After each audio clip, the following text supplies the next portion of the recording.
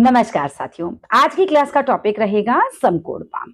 अब देखिए, समकोण पाम में भी दो चीजें आ जाती हैं, एक हो जाता है रेक्टेंगल और एक हो जाता है स्क्वायर। हमारा आज का टॉपिक रहेगा स्क्वायर पाम।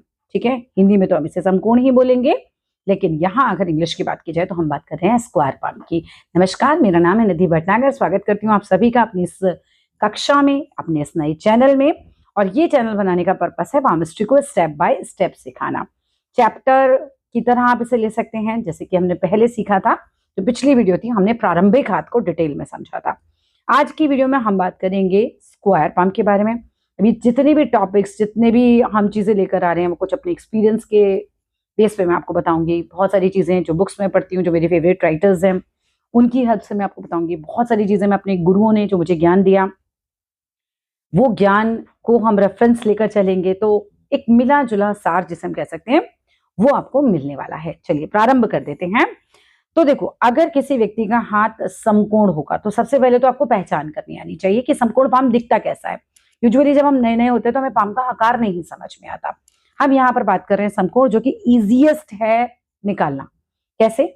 आप देखो, हाथ में स्केल रखो, इस तरीके से हथेली के अंदर स्केल रखो, यहां से देखो, यहाँ पे रखो, इस तरीके से रखो और इस तरीके से आपने 4 रेखाएं ड्रॉ करनी है।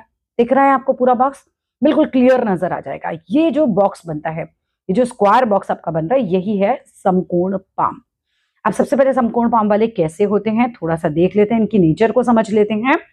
देखो, अगर हम यहाँ में जहां भी समकोण बोलूंगी, आप स्क्वायर मान के चलेगा, इसको आप रेक्टेंगल मत लीजिएगा, क्योंकि कोण तो वहां भी सेम ही होते हैं ना, 90 डिग्री के ही होते हैं। तो मैं रेक्टेंगल की बात नहीं कर रही, वो एक अलग आकार हो जाएगा। मैं यहाँ बात कर रही हूँ केवल स्क्वायर की। ठीक है, ये बात हमें ध्यान में रखनी है।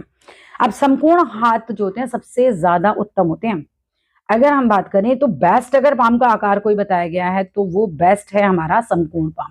क्यों बेस्ट होता है भाई? सबसे ज्यादा मेहनती होते हैं ये लोग, बहुत ज्यादा। आप इनसे कितना भी काम करवा सकते हो, ये थकते नहीं है। समकोण पाम वाला व्यक्ति बहुत मेहनती होता है।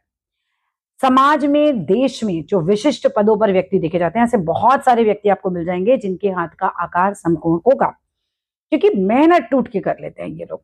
इसके अलावा देखो, रेखाएं अपना अलग महत्व रखती हैं। सूर्य रेखा है, भाग्य रेखा है, बहुत सारी रेखाओं पर भी डिटेल में बात करेंगे।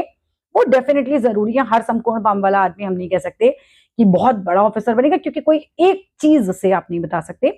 लेकिन अगर मुझे ओवरऑल किसी की पर्सनैलिटी को देखना है, उसका हाथ मुझे समकोण दिखाई दे रहा है, तो एक चीज तो हमारी क्लियर हो जाती है कि व्यक्ति कैसा है, मेहनती है।